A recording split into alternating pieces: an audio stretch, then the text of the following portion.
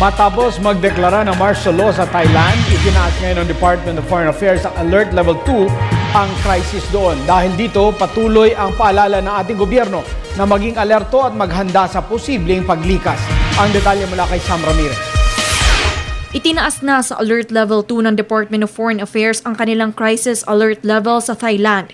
Ito'y dahil sa pagkadeklara ng Thailand Army ng martial law sa nasabing bansa.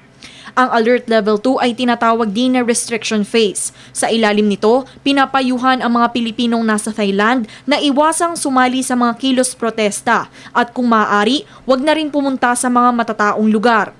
Gayun din, pinaghahanda ng DFA ang mga Pilipinong nasa Thailand para sa posibleng paglikas kung sakaling lumala pang lalo ang sitwasyon. Pinapayuhan din ang mga Pilipinong nagbabalak na magpunta ng Thailand na kung maaari, kansilahin na lang muna nila ang kanilang biyahe kung hindi naman ito mahalaga.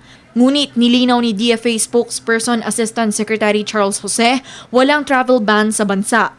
There's no ban. For non-essential travels, we discourage. But for Filipinos already there, we also advise them to avoid going to places where the demonstrations are taking place and to, well, not to take part in the political activities there. Sa ilalim rin ng Alert Level 2, tanging mga OFWs na may existing contracts lamang ang papayagang magtungo sa Thailand.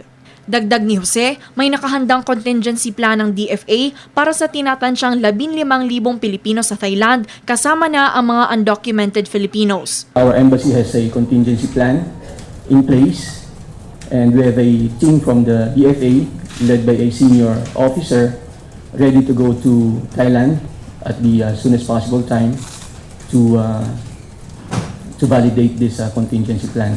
Martes, alas 3 ng umaga nang inanunsyo ng Thailand Army ang martial law. Layo nitong maibalik ang kaayusan sa Thailand matapos ang mahigit 6 na buwan ng bayolenteng protesta at kaguluhan. Kabilang ang ilang mga anti-government protest kung saan 28 na ang nasawi habang daan-daan naman ang sugatan. Wala pa namang naitanong nasaktan o nasawi dahil sa mga kilos protesta. Para sa Telebisyon ng Bayan, Sam Ramirez.